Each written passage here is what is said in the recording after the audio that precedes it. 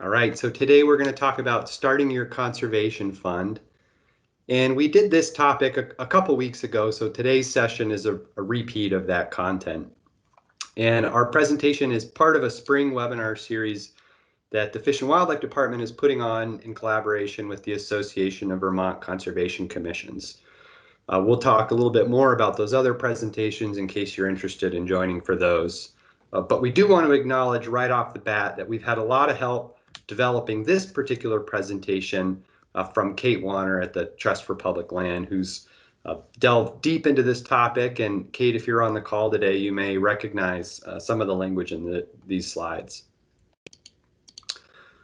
First, a couple housekeeping notes. We've already asked everybody to keep yourself muted during the presentation to cut down on the feedback. There is controls to keep your video and mic on or off. You're welcome to do what you wish with the video.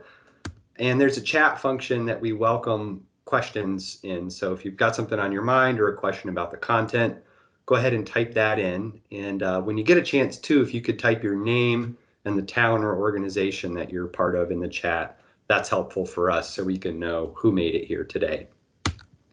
Finally, we're going to pause a couple times to field questions from the chat. And since it's a small crowd too, we may just invite people to unmute themselves and ask those questions at the breaks. Our roadmap for today begins with an overview of what is this conservation fund that you're talking about, and we'll talk about how you can start one in your town. Next, we'll move on to the logistics of making it go and where do you find the money to put in your conservation fund. And finally, we'll discuss how you go about setting priorities, what to spend your fund on, and how to troubleshoot common issues. Throughout the presentation, we'll share real-world examples from different Vermont towns, so you can find a peer town that matches up nicely with your situation. But just a little bit first about where we're coming from. Jens and I both work for the Vermont Fish and Wildlife Department, and we believe in the conservation of our fish, wildlife, plants, and their habitats for the people of Vermont. That mission takes us into a lot of different directions, and we work with species as well as at a larger scale to protect habitats and whole ecosystems across Vermont. We also serve all Vermonters, from hunters and anglers to people who enjoy watching wildlife, and we work closely with towns and communities. We also have many colleagues working on other parts of the mission, such as assisting with habitat work on private property. And we're working every day to make sure that Vermont's wildlife and wild places that we enjoy today will still be here for future generations. Together, Jens and I are the Community Wildlife Program at the department, and we serve all 250 plus towns and 11 regional planning commissions. And we do presentations and workshops like this one you're on today. We're here to support you with planning and conservation planning work. We can connect you to other communities around and help you understand the ecological and context that your community sits in. We also create maps and resources and help you understand the latest information coming out of conservation science. So if you'd like to work with us, we welcome that. Please reach out. Our services are free to you as towns, and we're always happy to help. As I mentioned before, we're doing these presentations together with the Association of Vermont Conservation Commissions. This is a nonprofit group whose purpose is to empower conservation commissions and help create new ones in the state of Vermont. And AVCC, for short, offers a number of neat programs, such as the Tiny Grant program. There's a database of success stories of conservation projects that different conservation commissions have undertaken. There's a great listserv with about 600 subscribers and all kinds of active postings on that listserv. And finally, AVCC offers an annual summit, which is a professional development opportunity for folks serving on conservation commissions. So it's a neat organization. We've put the hyperlink here on this slide, and Jens will put it in the chat as well. So this webinar is part of a larger effort that our program and the AVCC are working on together to help Vermont towns increase their local conservation capacity. And this spring webinar series reflects a recommended sequence of actions that we have for towns. And so the first big step in building local conservation capacity is assembling your team. And for towns that don't have a conservation commission or have a newly reorganized conservation commission, we have this webinar called Starting a Conservation Commission. And that's a great place to go if you have new members on your team or just need a little bit of inspiration. The next step in this capacity building process is figuring out what the priorities for conservation in your town should be. And this usually means identifying and understanding your natural resources, but also what other places are valued in town. And those might be historical places, scenic areas, you name it.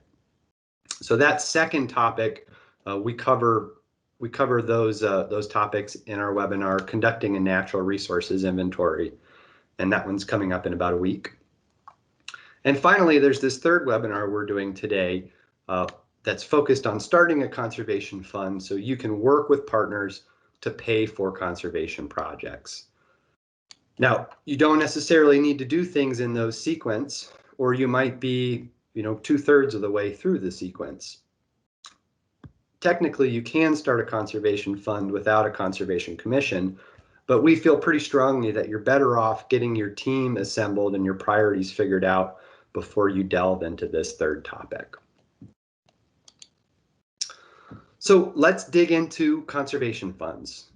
Simply put, a conservation fund is a dedicated fund set up by a municipality for conserving lands and waters for purposes ranging from agriculture to forest, wildlife habitat, scenic areas, recreational uses, or natural areas.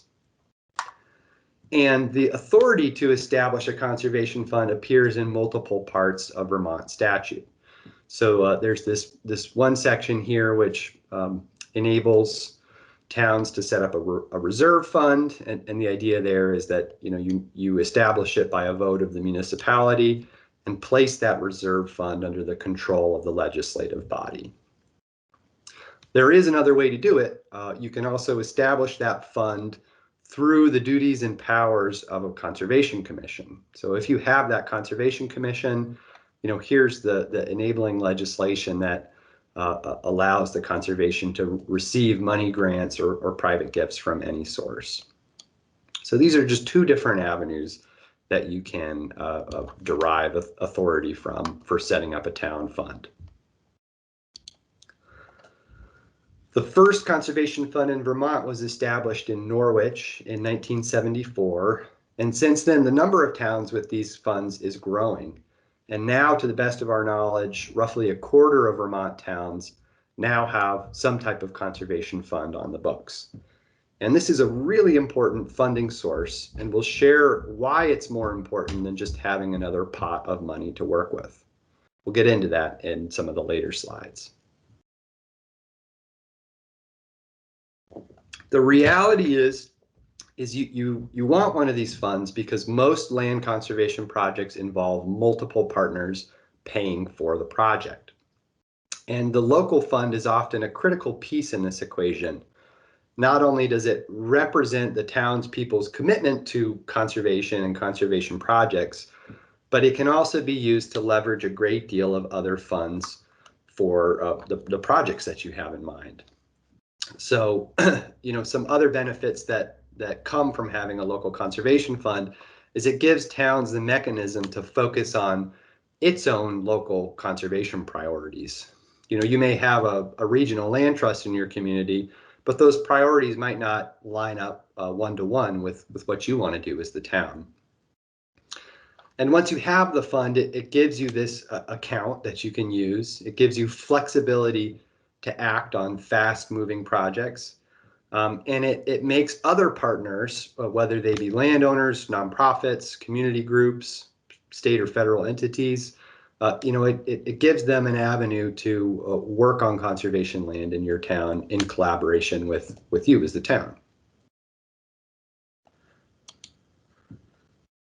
So just to give you a little story here about the scope of how these conservations can start out and what they might be when they've been growing for a while.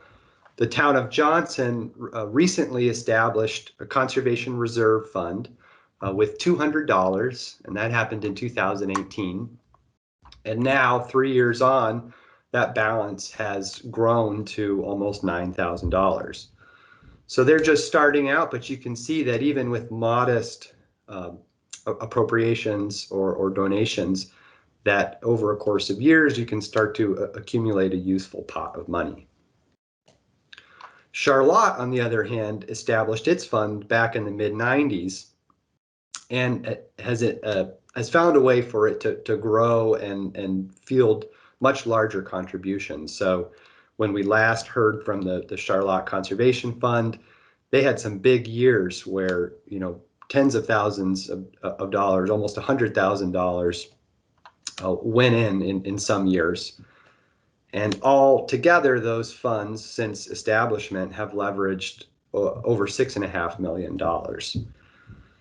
So that's sort of two ends of the spectrum, but it gives you a sense for what's possible and the different scales that these funds can operate at.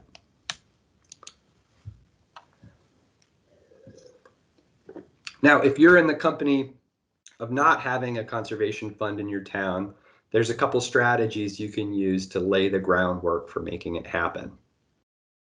First, if you're working on a town plan revision, go ahead and put an implementation strategy in, recommending, that the town look into establishing a conservation fund as a mechanism for protecting natural resources.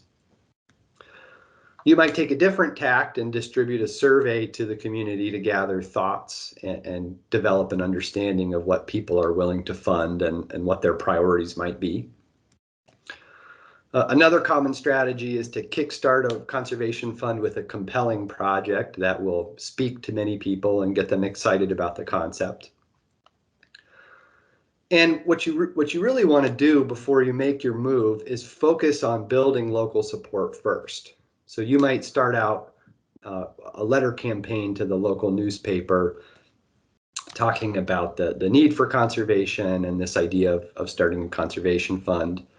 You might also push those kinds of editorials out to Front Porch Forum, or you might take a different tact and host educational walks and talks on conserved land so people can, so people can understand what they're getting by conserving additional land in town.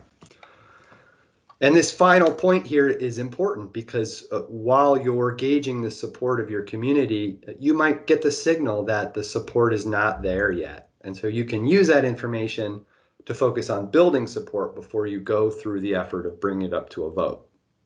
So think about it as sort of, a building towards getting to the place where a vote is sure to pass.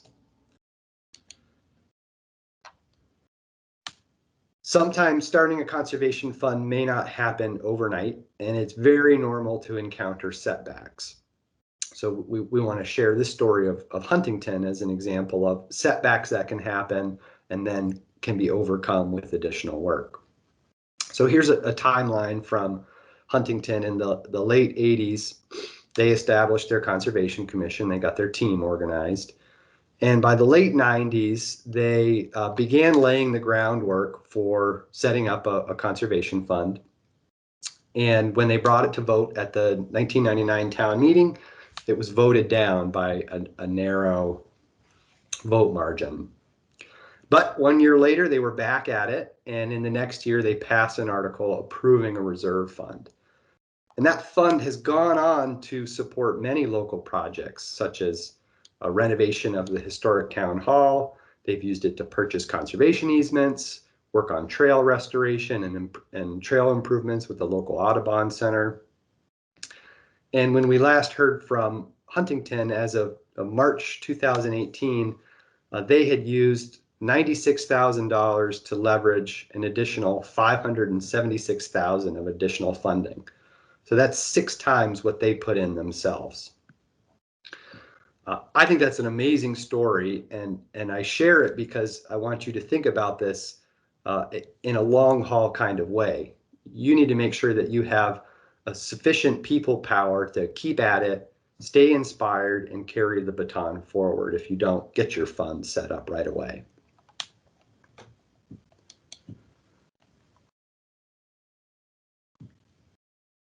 So once you have support for the idea, then you can get creative about how you actually structure the conservation fund and how you get money to go into it.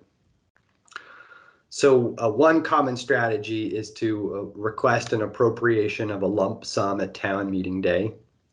This could take the form of a line item in the town budget, or you might set it up as a separately warned article for folks to vote on town meeting day. Another strategy is to go for the penny for conservation route via a small increase to the tax rate. As we mentioned earlier, there's enabling language in statute to accept direct donations from individuals, as well as bequests and gifts of land. You can apply for grants from public or private sources. Another idea is that if your town has a town forest, you might set it up so that any timber harvest revenue goes into the conservation fund. Many towns also employ local fundraisers. They might do that, as a standalone or in combination with some of these other funding sources. And one of my favorite ones that I have heard about is out in West Danville. Joe's Pond Association has an annual contest to predict the date and time of when the ice on the pond goes out. And so they connect a cinder block to a clock that stops when the ice melts and the block plummets to the bottom of the lake. So, folks will buy tickets to predict the exact time when the ice goes out, and the winner gets half of the proceeds, and the Joe's Pond Association gets the other half of the proceeds, which they then use to pay for water quality protection work and fireworks, because everybody likes fireworks. And there's a couple final other things to think about. Your deposited funds potentially can accrue interest. And if your town is in the position where it's received a one-time windfall or settlement, that might be a good opportunity to put money in a conservation fund. So as I said, many towns will use a combination of these. Just know that some of them are going to be more appealing to your particular town situation. So to give you a couple examples of what other communities have done, Montgomery went for the penny for conservation strategy. They put a small increase on the tax rate. The town of West Windsor requests $5,000 over and above the annual budget for their conservation commission. Dummerston has an annual request of about $1,000, and they supplement that with local fundraisers. And South Burlington, which is a much larger municipality, similarly uses a tax that can be used to purchase open space in town, and that generates about $280,000 annually. So as you assess your community, you need to figure out what people are most likely to support and what's going to make the most sense in the current political and financial climate of your town. It's okay to start with a modest funding source, because down the road you may have opportunities to grow that as the idea catches on. Okay, so we'll pause for our first break, and I'm happy to field any questions. There's nothing in the chat, Andy, so folks can go ahead and unmute their mics.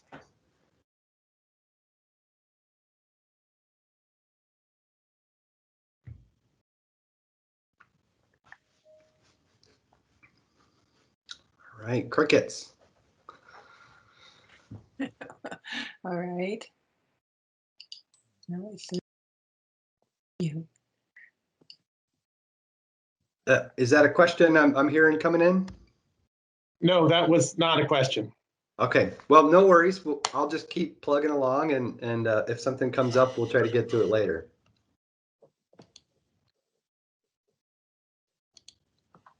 All right, so in the previous section, I alluded to this idea of leveraging funds, and I'd like to touch on it in more detail here. So when you apply for a grant, most grantors require that a certain percent of matching funds be put into the project to share the cost of the work. And so that's really your stake in the game. They need you to, contribute something to access that larger pot of dollars. And so while this may not be an inconsequential amount of money, with a modest sum of conservation fund dollars, you can oftentimes access many times more of that amount through various grants and programs. So for example, the Forest Legacy Program will provide up to 75% of the costs of a conservation easement or fee simple acquisition. And that will cover the costs of appraisals, surveys, closing costs, title work, insurance, and other such associated costs. But that remaining 25% must be matched by either the landowner or an assisting entity. So that could be a nonprofit group or a non-federal government entity.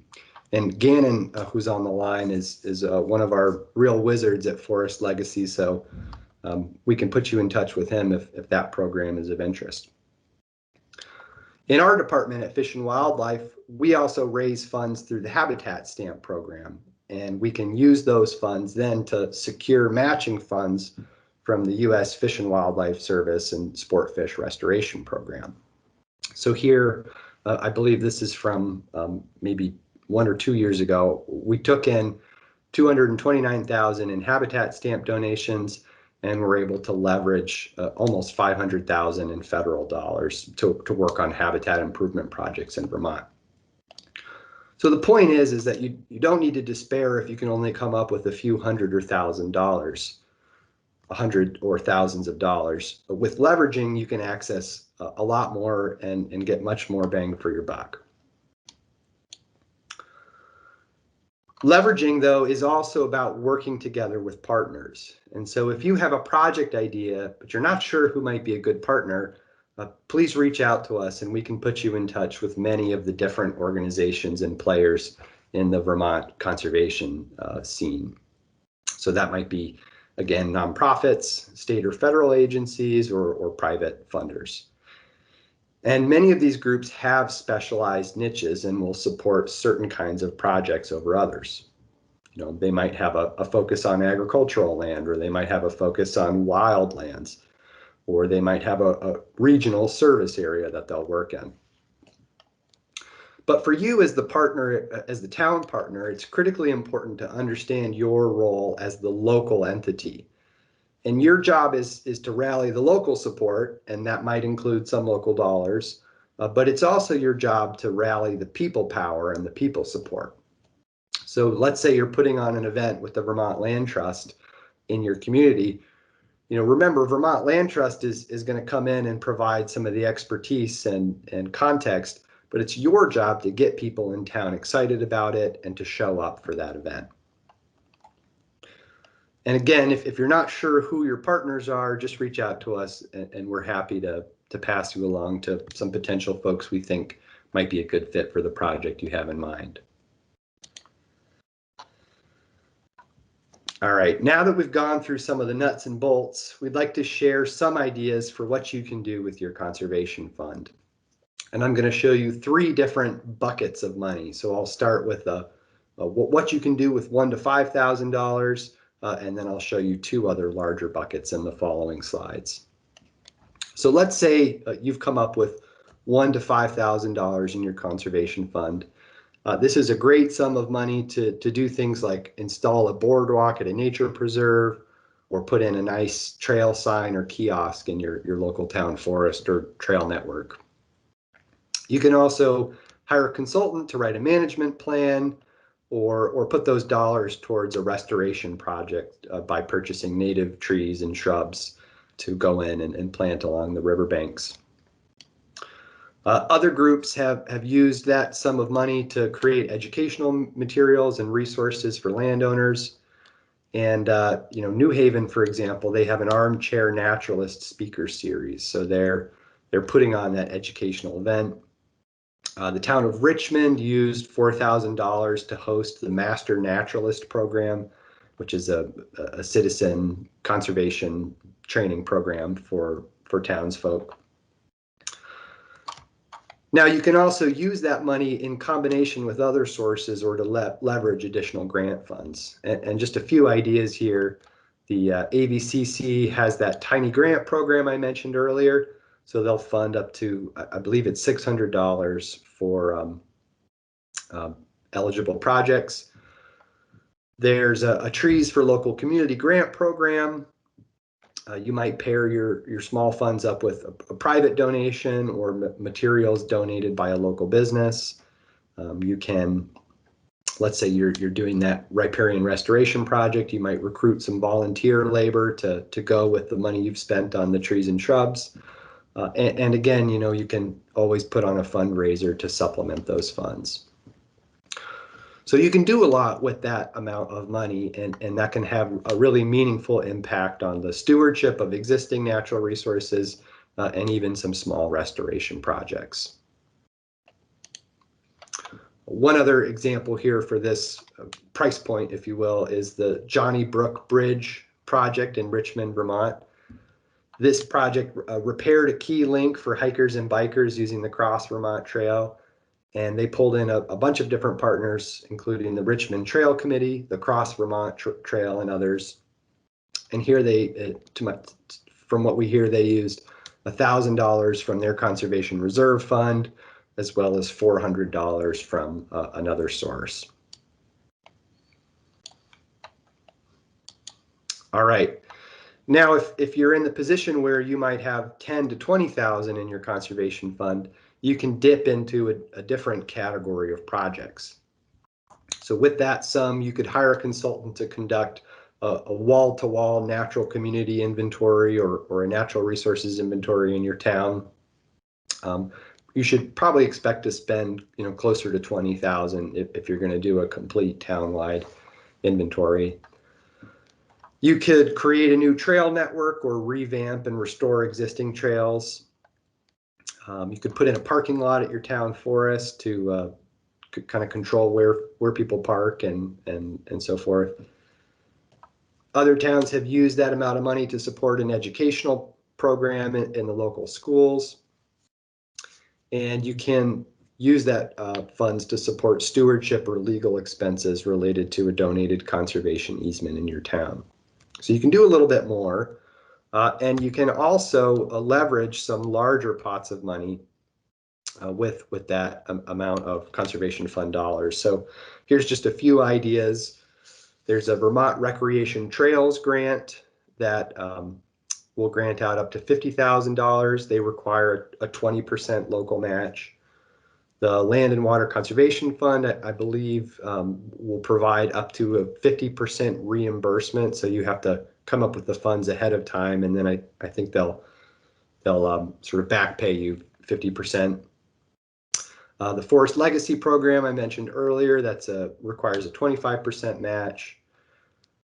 We have a program that our department jointly administers with the Department of Environmental Conservation. That's the watershed grants, and they'll fund anywhere from $3,500 to $10,000 focused on watershed health and protection. And you can also pair up with the Vermont Housing and Conservation Board, which will grant larger sums of money for a variety of conservation and housing projects. And again, you know, you can sometimes pair that up with a foundation grant to get a little bit more done.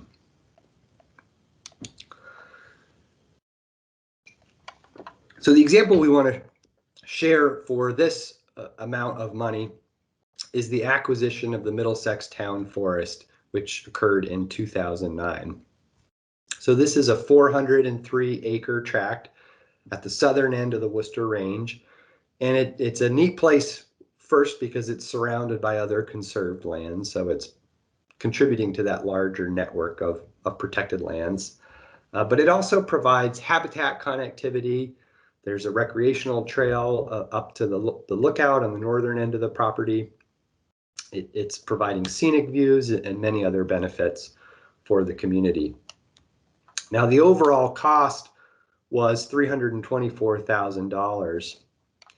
And the Middlesex Conservation Fund stepped in with just shy of $17,000. They were also able to pull together $28,000 in private donations. The Vermont River Conservancy was involved with the equivalent of $6,000. And VHCB paid the lion's share there with $271,000. So I think this is a neat example because it shows the range of partners that were involved to make this happen. But it also shows that with this local contribution of $18,000, they were able to access a much more expensive piece of real estate, and now this property is part of that network of lands providing those different ecological and recreational values. Now, if you're lucky enough to have $50,000 to $100,000 on hand, you can play a slightly larger part in land protection projects. We know that real estate is expensive in many parts of Vermont, so you probably can't buy much land for $50,000 to $100,000, but you can contribute a larger percentage of the overall budget. So you can be that strong local match for a land protection project, but you may find opportunities to purchase or expand a town forest using those funds in combination with other dollars. So here are funds that can be leveraged. Is pretty similar to the last list. Again, we have the VHCB grants, the Land and Water Conservation Fund, that watershed grant program again. There is another neat program, the Federal Community Forest Program, which some towns in Vermont have successfully used to purchase or expand town forests. And finally, that Forest Legacy Program again. So it's pretty much similar to what we saw in the last scenario, but just a little more, a bigger boost. Now you can also spend that money on all kinds of projects that we covered in the $1,000 to $5,000 bin. You can do quite a bit of restoration for this amount of money. Just wanted to point that out. And for the example we want to highlight here, the town of Shrewsbury has an amazing example for how they came up with a large sum of local fundraising to access a much larger pot of money and complete a really neat conservation project. So this is Wheezy Duda here, shown on this slide from the Conservation Commission, who's been a real powerhouse for conservation in Shrewsbury and just a wonderful person to work with. And when I asked Wheezy about this project, she shared that the town and the Conservation Commission started off by exploring options to protect unfragmented forests and wildlife corridors. And so they really wanted to protect that value in their town. And they kicked off an educational campaign by leading walks and talks on a variety of topics, everything from tracking to hunting for mushrooms to moonlit walks with ghost stories, which sounds pretty fun to me. From there, the Conservation Commission formed an exploration subcommittee to figure out how they could conserve that kind of land and seek out the expertise.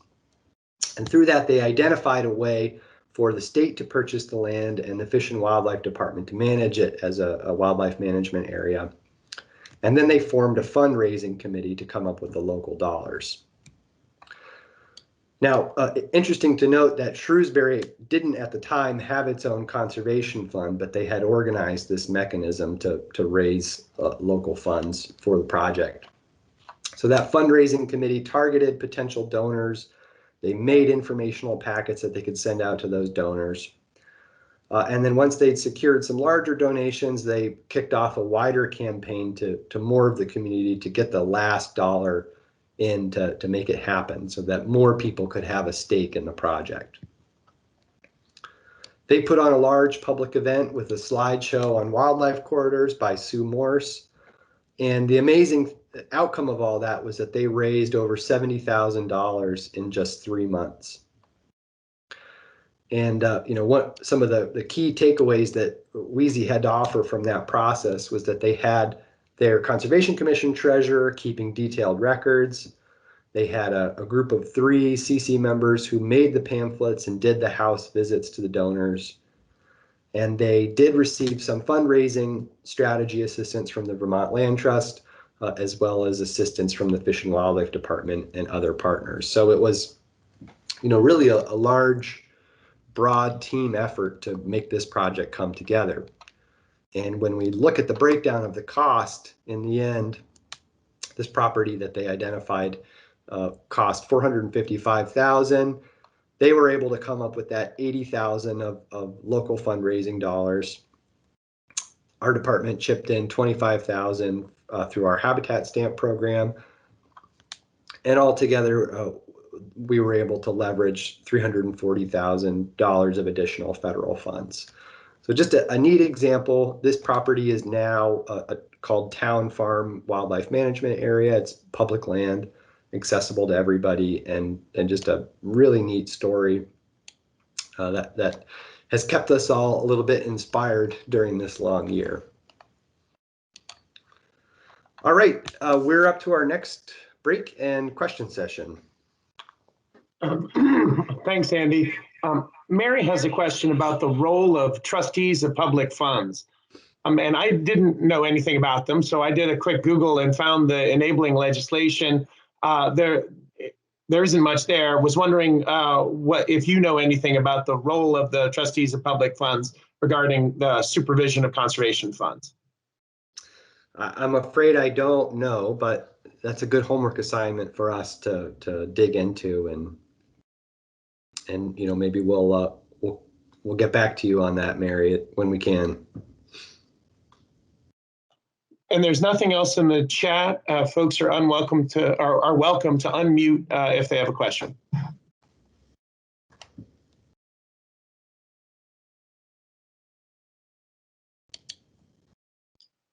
I can try to unmute. Last time I got kicked off. Are you there? Am I being heard? Yep, we're here. Go ahead. I liked the earlier mention. Well, I liked a lot of what you're saying, Andy, and it's very helpful. But the idea of the survey to the town, I'd love to have a model of that.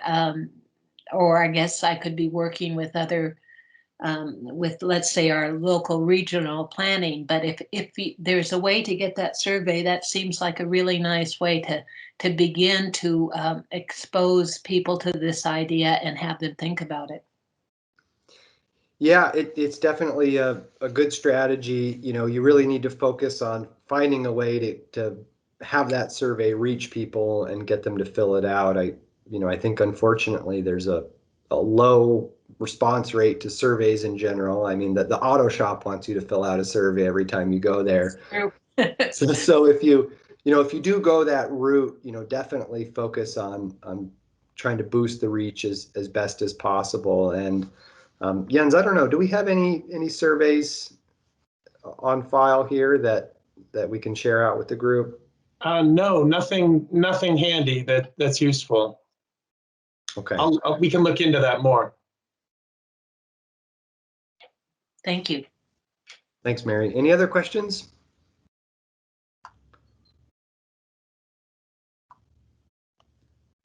All right. Well, with that, I'm going to turn it over to Jens to take on the remainder of the presentation.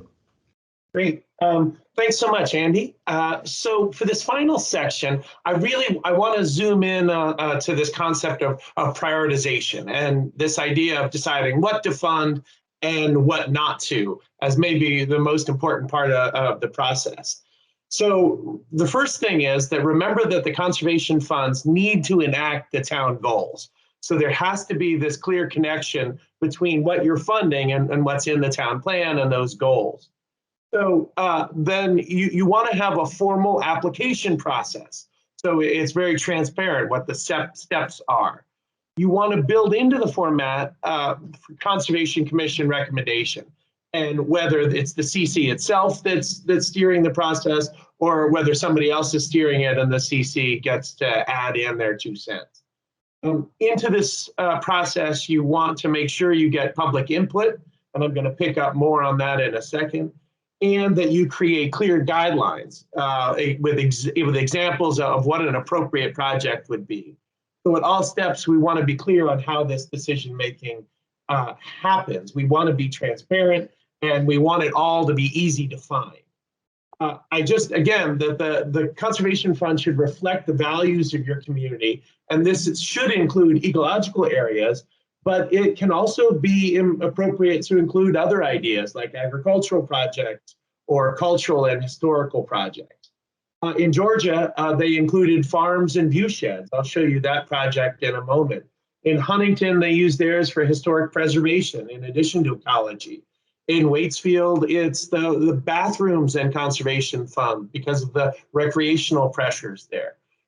So there are a lot of different examples, but they're always clear about what it is that they want to fund. So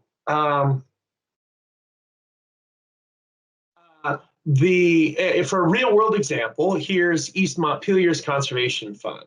And the purpose of the fund, they say it clearly, is to work with willing landowners, nonprofit organizations, land trusts, and government agencies to conserve East Montpelier valued natural resources, including land, wetlands, and waters for agricultural, forest, wildlife, scenic, and recreational use, and to protect important natural areas. So then they have a section on who's eligible, and then they have another section on allowed uses. So they're perfectly clear about what's the purpose of the fund, who can apply, and what you can do on those lands. I had mentioned Georgia before, and several years ago now, I helped the town create a prioritization about the most appropriate places to spend the reserve fund in Georgia. So they had a purpose statement, but they weren't clear on where those lands were, and they wanted to map them and overlap those values to show where you would get basically the most bang for your buck, where they're the most overlapping concepts from that purpose statement, and what that looks like spatially. So we made this map, and it includes a variety of ecological principles like riparian areas on streams, large forest blocks, sensitive shorelines, wetlands, etc. But it also shows some cultural values like farmland, and that was actually very difficult to map. I started with prime agricultural soils, but ultimately we needed to slim that down to active farms. Recreation was another value that people talked about, but was difficult to map. And so we wound up mapping potential access to Lake Champlain. So in total, this map would show them which lands meet the most number of values. And so if a willing landowner came to the town and said, hey, I'd like to donate an easement, would you accept it or pay for it? The town would have a clear idea of how that parcel scores. In the end, the town of Georgia did not adopt this map, but got a lot of clarity through the mapping process on where exactly their priorities are. I did similar work here in the Mad River Valley and created an ecological conservation focus areas map. In this case, we took just 7 ecological principles and overlapped them. And so this process of overlapping ecological areas is great for, I used the expression earlier, the most bang for your buck, where you get the most things going on ecologically in the least land area. So these are very appropriate maps, and this is an appropriate methodology for targeted land protection, whether you're accepting easements or buying them with your conservation fund.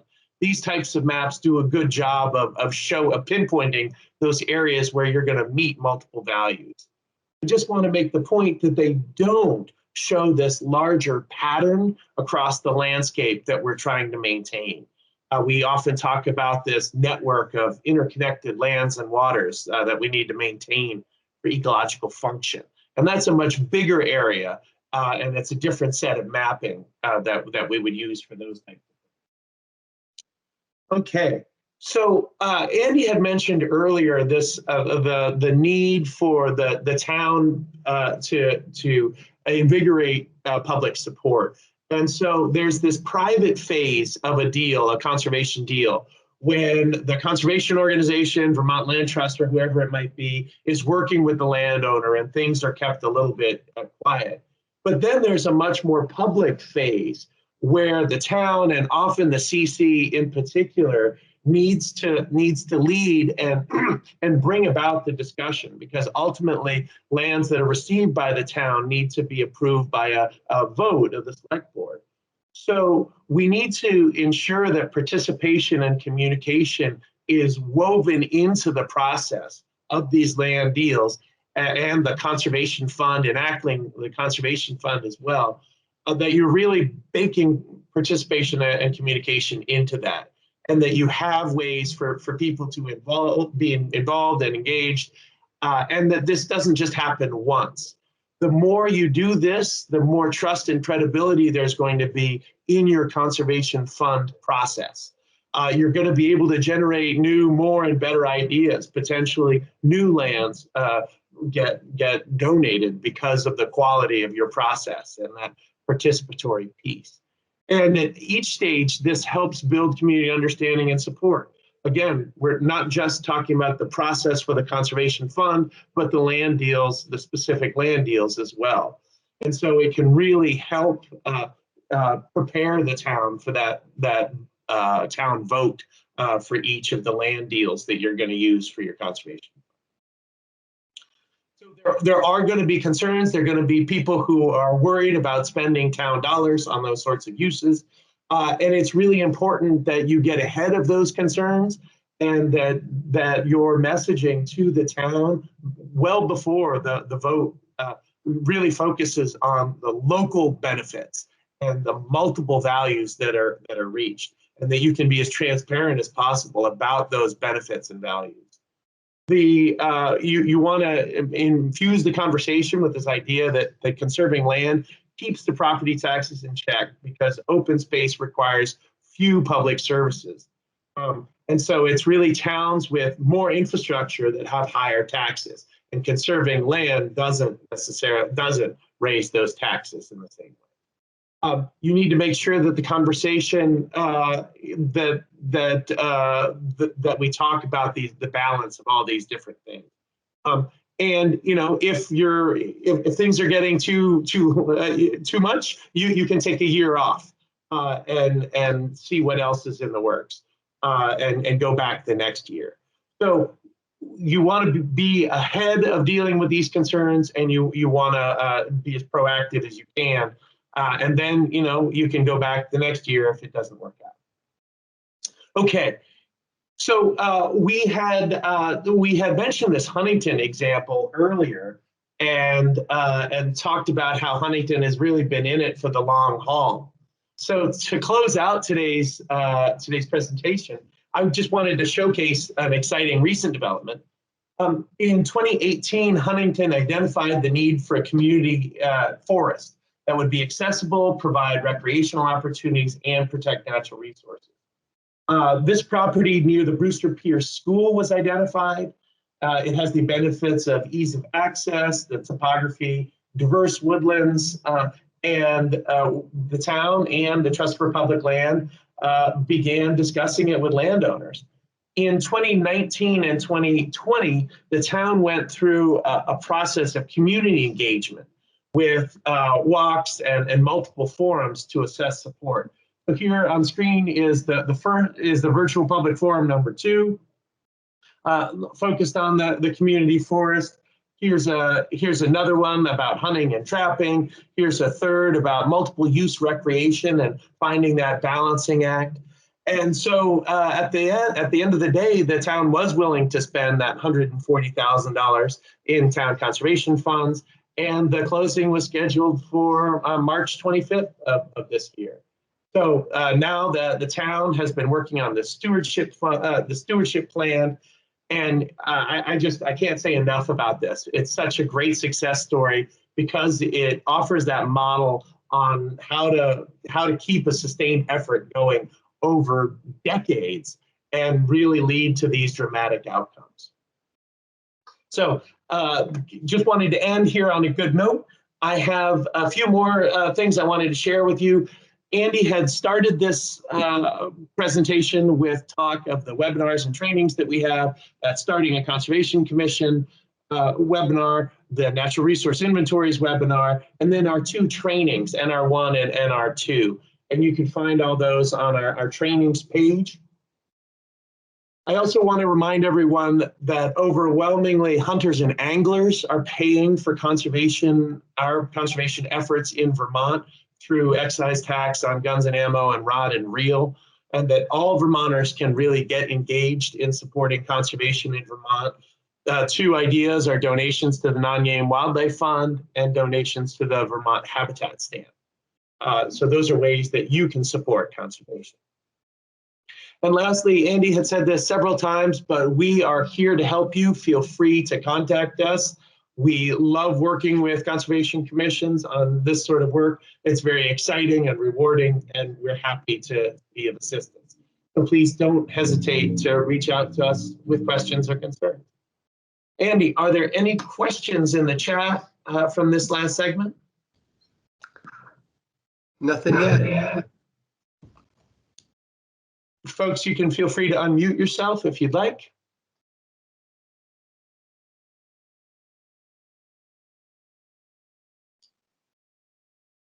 Okay, I could try another question, but I'm not sure it's a short answer question, so I may need to attack one of you with one of my long phone calls. The town is, we've just gotten our conservation fund established. It's just at its beginning stage, but as I begin to try to understand its possibilities, I wondered if you could speak a little bit to how towns do easements. My understanding of an easement is that if we were to take on the easement, either through the buying or donation of an easement, we would have to do supervision. Is there a short answer to this, or is it something I would need to talk more with you about? Because that's another level of the commitment that you're getting into when you talk about that. Yeah, you need a land trust to hold an easement, an organization that's going to be around in perpetuity to manage it, to steward that easement. So overall, I really recommend that you work with an established conservation organization, Vermont Land Trust, Nature Conservancy, whoever it might be, but that has a good track record of being able to provide those services. There are some towns that have established their own land trusts, Greensboro Land Trust, South Burlington Land Trust, and those groups have had to show that they're in it for the long haul and that they have the capacity to be able to steward those easements. So that's very much one of questioning how much capacity you have. If you're just starting off, I really would recommend against thinking of immediately starting your own land trust, and instead for now just getting the mechanics down of the fund and the timing of how monies come in and what sort of projects you might have available before you would consider starting your own land trust. That would be my 2 cents. Andy, any thoughts from your end? Well, just to build off of that, there are groups that have niches, similar to what I alluded to earlier. So the Vermont River Conservancy is one example of a town that's focused on holding, river corridor easements. So if the property in question is that kind of property, they have an extra level of expertise and experience in that route. Yeah, I think there's probably a lot more to say on that, Mary, and we'd be happy to carry that conversation on and make sure we have all the latest and greatest on who the players are and what your situation might call for. Thank you. This gives me a start in terms of orientating my thinking. Yeah. Yeah, Mary, Middlebury also now has a conservation commission and a land and MALT, Middlebury Area Land Trust. And it took them a little bit of doing to figure out the roles and responsibilities for each as the conservation commission came on. Right. So being clear on those expectations can be helpful as well. Any other questions or comments in our last couple minutes? Feel free to unmute yourself.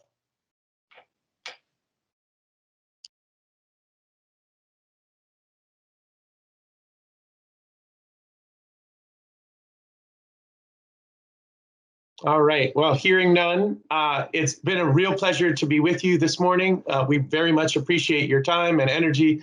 Feel free to contact us with follow-up questions, and Andy will be in touch with the link to the recording when we get that cleaned up, so that you can share it with others on your commission. Have a great day, everybody.